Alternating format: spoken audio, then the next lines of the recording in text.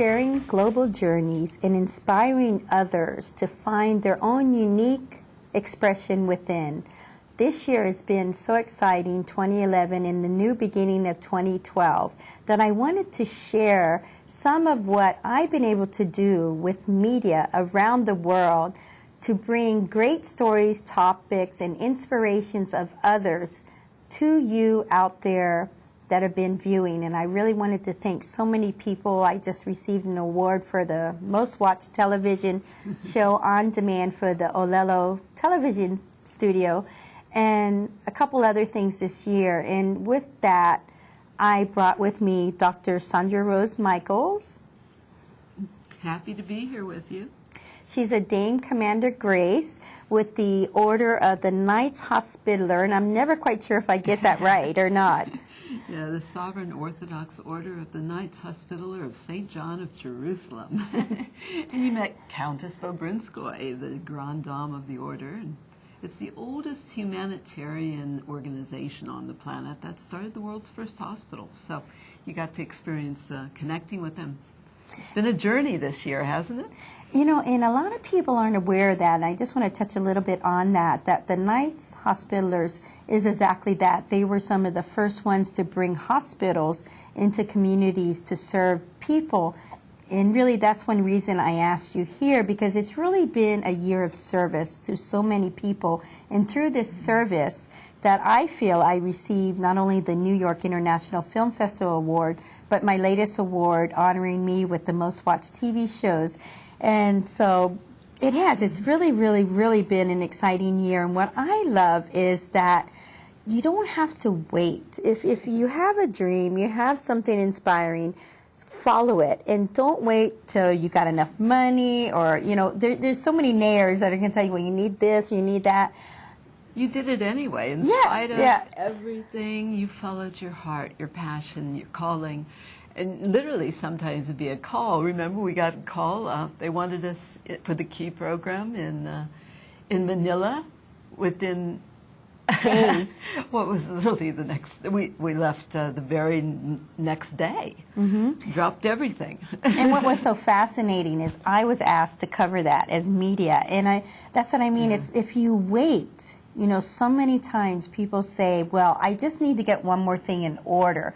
But what I found that if I stay focused and follow my inspiration, that all these things come about. I mean, it was an amazing year. You know, we met Ambassador Chaudhry.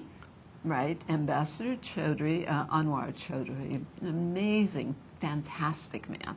I know I really enjoyed meeting him. I met him originally thanks to you inviting me to a little ceremony at the Gandhi Peace Memorial, and you know, I've spent time with him in New York, and you know, he's just a truly great man. Right now, well, he has been the Undersecretary General for the UN, and then he was also President of the Security Council, and now he is Senior Advisor to the President of the General Assembly. And I think it's the I got all that correct. General or something. Yeah. And you know, the talks he talks about, you know, human rights and equality to women, and the work he's done is why I was so inspired. Not only that I got to meet him and work with him, but that he continues in his ripe old age to you know, there's no such thing as retirement for him. And for so many of these people that they keep on continuing, it's like a theme that you see without all these people. They follow their dreams, they follow their passions. He feels he had a real mission to bring the culture of peace to the world and to really get that honored from within the UN. I mean, that was actually literally implemented through the UN with the Accords. And so that's a real passion and mission that he's had, but also for empowering women. He's very, very big on that. And he said, what I used to love, he talks about, is that, you know, Gandhi, Nelson Mandela, so many great leaders would attend these great international conferences and brainstorming. And some of the secrets he shared, that the night before they would go and talk to the women. and get input from the women, and then of the tribes or the area, the regions they were in, and then they would turn around and share that women's knowledge with all these men who would go, oh my God, that's such a great idea. And then they would say, guess who told us this? Yeah. Your moms, your grandmas, your wives, you know. So I think that as the world transforms and I want to say the playing field is leveled, that we're seeing so much uplifting of women and minorities and other people that realize that this is your God-given birthright. Well, there are those prophecies about when the grandmothers speak, the world will heal. And he very much speaks about that. And so I've spent wonderful time with him, being able to, you know, just share the gratitude that he keeps showing up and sharing the wisdom and the knowledge that he has. And he really wants to lecture more at universities because the kids are where it's at, the youth, the young people. And we need that passing of the knowledge, the passing and the sharing of that wisdom, so that can be carried forth. And he is all about, you know, it's the, well, we're in the time also, there's the second Venus transit this year, which is all about, you know, putting the sacred feminine energy forward, because the women are the natural healers, the nurturers. And it's time, you know, it's just time for the women to step up and create that balance of power on the planet. So. And then something really important we were talking about is individual choices and individual responsibility. That, you know, each of us as an individual have a choice on how we treat each other and how we uplift or not uplift, you know, and how we really, really bring to the table everybody's unique qualities. You know, some of the other amazing people we met was Arun Gandhi, you know, number 5 grandson of Gandhi. And it was that same continued theme of, you know, striving to be the best of the best you can be for yourself, you know, and really sharing that inspiration with others. That it just really gets me excited every morning. You know, it's like I have nothing to complain about. I feel blessed every day because the people around me that show me, guide me, mentor me, that, you know, believe in yourself, follow your dreams, and so many doors will open up. And I just think that's a story that needs to be told over and over again. So everywhere we went, I mean, we went to Boston, to MIT. Right. I was invited to lecture, to be part of, what was that called? The Cold Fusion Colloquium, because our technology is a fusion technology, and to be part of that Cold Fusion Colloquium. And you called up, you were in your car, and I said, well, come get on the plane. And you got on the plane the next day, right? We flew you to MIT, and then from there we were down to Florida, and you slept in the technology and experienced, you know, the EE system. We talk about the technology, the bioscalar technology that again is designed to heal the world. And it's like when you have that vision, that mission, that purpose, you wouldn't have your highest visions, your highest dreams, your greatest purpose if you didn't have everything to fulfill it. And it's a matter of just doing it in spite of everything and anything, you know. And you jumped on the plane, came down, you came down to Florida with me, then back up to New York. Well, what was so exciting about MIT is I want to talk a little bit about it because it was about cold fusion. And so don't ever think you're not smart enough, or, you know, because sometimes people doubt themselves and go, here I am with a room full of physicists. Talking story and staying and able to communicate and understand exactly, you know, not everything, but the majority of the things. And to be able to write the media articles about that was so empowering, because it was something that needed to be talked about. Because for years, you know, the Department of Energy says that they're looking at all alternative energy. And yet we had heard a little bit of backlash that when they stamped the cold fusion documents, we're supposed to have more talks with them. They backed out and pretended they never talked about cold fusion, but we had the actual proof. From the Department of Energy. We'd already been shown, we'd already seen the proof that cold fusion was being looked at as the clean alternative, and we need these alternatives. You know, it's phenomenal work in that arena that's been done, and so it was very, very important. But then... Well, what I loved is here I was, I just wrote an article, but the impact was tremendous. To have the Department of Energy call you up and say, you know, we're not looking at cold fusion. Really? How come we've seen and heard the documents, and according to your mission statement, you're looking at all alternative Of course, energy? they didn't ever think that you were there. We were only, what, 4 or 5 women that were present at that conference anyway. Yeah, they said, well, you weren't at the conference and you didn't write the article. And I had to tell the nice gentleman from the Department of Energy, I was there, I did write this article. So his whole game plan was out the window. You know, it's like, but it's just realizing that you can have these impacts, that don't ever doubt one person's voice. Yeah, you know, and it's how we change the world, is by our showing up and be present with what we're here for, with our gifts, and putting those together, because we are the combined unified presence, and we've got to be the greater community that's coming together in unity. That's communion. It's that shared, what we call here ohana, that shared oneness with the breath and the love of all life. Now, and it's let's breathe, you know, aloha, and that's that sharing of our spirit, of our passion. so the word aloha is the perfect breakdown, because ha is your breath. So it's Breath of life. And it's time to really, you know, let's bring life, you know, that commitment to the honoring and sacredness of life.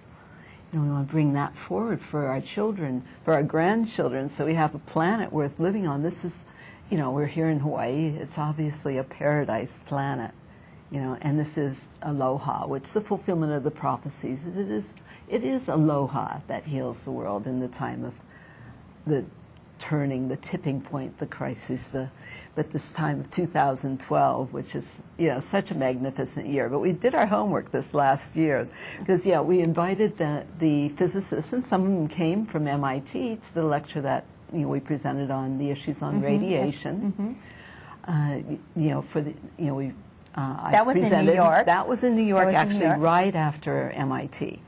Yeah, and so we invited them to come to my presentation there, and also Ambassador Chaudhary came, and Countess Bobrinskoy, the Grand Dame of the Order of St. John, and we presented the you know, fusion, again, that unified field, cold fusion, but that fusion is the antidote to fission, and how to reverse all the issues of the radiation globally, and how to reverse the damage to the DNA.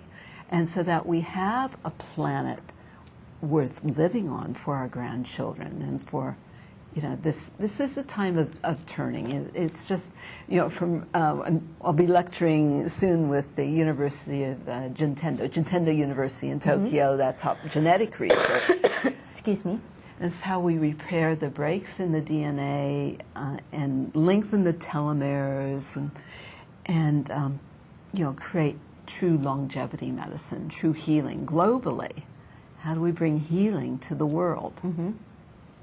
Well, you know, it was amazing. So from New York, I went down with Dr. Betty Furr, who you introduced me to. You met her at that UN roundtable discussion on the technology for healing and the radiation issues. Excuse me. And Dr. Betty Furr is a phenomenal healer and woman herself, who's been a true powerhouse. I mean, as far as she ran the rehab hospitals for Mount Sinai, and then she was head of, you know, 11 hospitals with Beth Israel, head of quality control, but she's written global policy, written policies in D.C. anyway, for the healthcare arena, and has a PhD for all her work, and has written a book on women healers. So you met her, and I also introduced you in New York. This was a big event in New York, because we also had a Shaolin monk, a former That's Shaolin, Humphrey, who came to that event, who I had met in San Francisco at the World Qigong Congress, when we were given the Qi Technology of the Year award. So you met him, and that's when we were invited to become part of the key program. Okay. And from there, what was amazing, when I met Betty Furr, she actually introduced me to the gentleman, Francis, who created a documentary in New York City. And he was actually taking and giving his movie. He turned his movie in. He turned in his movie. I think we're losing our tablecloth here. He turned it in to the New York International Film Festival Award. And so I was there, and I decided, okay, well, I might as well cover this, because what do I do best? I cover stories. So I call and get a press pass from Roberto Rizzo, and he gives me this golden ticket press pass, and I didn't realize it till as the events were going, and it was just amazing. So because of finding Francis, I was there in New York with Betty and got to cover all that. Excuse me, go ahead. It received a huge honor. I mean, it's such a rare thing to be able to get the New York International Film Festival Award for the most innovative or most creative new television pilot. But that was because you were back to New York after we went to Manila, you know, with the Key program in the Philippines and the whole Key program. The Key program is what you got, the #1 most viewed show that you did this last year was that Key program. And then when they saw that, it's kind of like this Indiana Jones meets National Treasure, as we have, Excuse me. as we're looking to bring that global treasure to reverse all the global financial issues. And it was, I mean, so many people, when I told them, they said, well, what's it about? And I said, it is, exactly. It's an Indiana Jones, you know, Leonardo da Vinci type of, you know, we know there's so many things going on in the world. And just imagine if everyone could come together and bring the proper global funds to stop all the poverty, to stop all the abuse, you know, to really have transparency and accountability. And that's what really, and people, that's what they want. And we proved it by so many people wanting to watch the show internationally. We were getting calls from all over the place, and so it's really an exciting time, because as we see the accountability and transparency continue to become the important forefront out there for not only our small community, for the state, the city, the nation, the world, but globally, you know, it's something that people really want to happen. We want good use of our so-called current system of currency, our monetary system. Yeah, you know, and the gold is more than available to turn everything around. We actually have everything we need to turn around all the issues and all the problems that we face globally, to heal the world. So it's an ongoing journey that I've just loved covering as a media person. I mean, who wouldn't want that gig? To get to follow a whole group all around the world, from New York down to Asia, back to New York, back to Asia, to see this pull together. That you were actually back there 3 times, right? 3 times. 3 times back to No, I think 4. Manila. It might have been 4, because the last trip I was actually there by myself, and then I covered APEC. Yeah, you food were covering and safety. APEC, food you know, and safety. it's and even that, the journey from down at APEC here in Honolulu with the 21 countries. Oh, what an amazing thing! Even just to be one of the how many reporters were actually here in Hawaii able to cover it. Not many had. From what we heard, not many people got a media pass to that. It was an honor, and to hear the talks, you know, like Char, you know, the one guy from the Gift Foundation, he talks about, you know, are we turning too much into a consumable society? You know, what is this leading to, this I need more. And so to be able to film him and to hear his views, and then to hear our Secretary of State, Hillary Rodham Clinton, and actually shake her hand. I shook her hand. Talk about uplifting women and minorities, and with that sincerity. You know, me standing there, and it's almost all men with the camera, and And it's like she made pinch. a point to come across and shake your hand while they're going, why didn't she come meet us? Yeah. So it's been quite a journey, and the recognition that you've accomplished on literally less than a shoestring budget. Right? I think that's what drives everybody the most bananas. I meet the president of the Philippines. In the Philippines, we did an anti-poverty conference.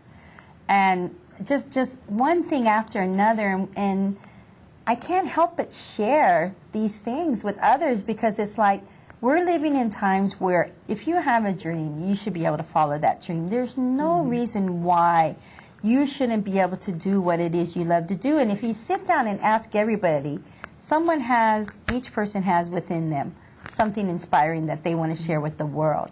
So imagine if they had the resources behind them to do that. And we really do have access to all the resources, and money is never the real issue. It's about energy exchange, it's about value, creating value, and what is valuable to us, and what kind of value do we bring to others, and how do we wish to be valued. It's all about creating value and honoring and really creating that exchange of energy between people, to really, support the greater community. It's really time to heal the world and heal all the financial issues. There's a huge turnaround going on globally right now, obviously, with a lot going on behind the scenes. And this Key program was a real window into some of the behind the scenes massive amounts of wealth that are really made available. They call it from the St. Germain Trusts, and everything St. Germain passed down.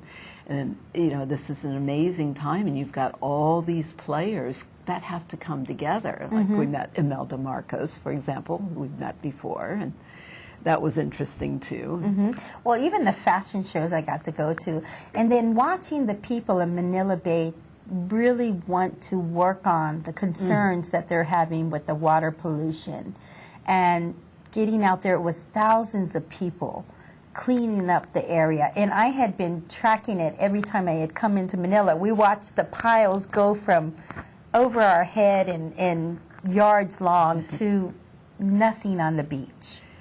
Yeah, and I think partly that was because of the focus of intention and energy that you brought to the people. I kept on telling everybody on each airplane ride in and out, or any, I said, oh my gosh, have you walked along Manila Bay? And most of them said, no, I've driven past. I said, you need to walk. And what was so amazing to me, this is along the embassy, the U.S. Embassy. There's all this. And to watch them take responsibility and then want to really try to think about and educate themselves about what is our water systems, because this is globally an important thing we got to realize. What we leach into our systems, into the waterway, comes back to us. And we have accountability. What are we doing with our energy and our resources? I like to talk about every dollar is a vote. Our money is a vote. What are we voting for? What are we investing in? Every dollar is a vote. Are we voting for the things that help clean up? And sometimes it's just investing that intention, that energy, seeing something done and bringing it to awareness, because awareness is power. And that allows that shift where empowerment is making better choices. What are we going to do with our time, our time together, our resources, our energy, our money? We have accountability for everything here. And so you brought that accountability, and it was fantastic to see the transformation after our number of visits back to the Philippines. Every time it was the Pearl of the Orient. Yeah. And of course we were all over the Philippines besides Manila Bay. Oh, that's right. We did go quite, and it's a beautiful place, and the people are beautiful. The people were so warm and welcoming, and I think that's what was amazing, that no matter where we went, even up at the New York Fashion Week, it was amazing. These were people with real cameras and everything. And I'm there with my little silver consumer camera, and the guy tells me, get up there, get in the, there's no hierarchy here. Just get in and do. Everybody's got a job to do, and we're all doing our job. So it's such great competition, because they're all, yes, we all have a job, but he's like, we make it work here. And I think that's important lessons. And that really helped me when I got back here to APEC. And I'm standing up there with all these so-called, they're saying the big boys in the internet. The one gentleman said, "This is for international press." And I said, "Well, which press pass do you want? You know, which one do you want to see?" And so he had to think about his words a little bit. But you know, it's reminding others that you've got that spark. What is that you want to ignite in yourself? What is it you want to get out to the world? And don't be afraid to get it. I mean, I talk to so many people that really are going and following their dreams and not afraid to be Show up, keep breathing, and Yeah. see what happens. That's where the magic is, and it's the miracles. That's where the miracles come from. And we need some really big miracles this year. We're in 2012. We waited a long time for this time.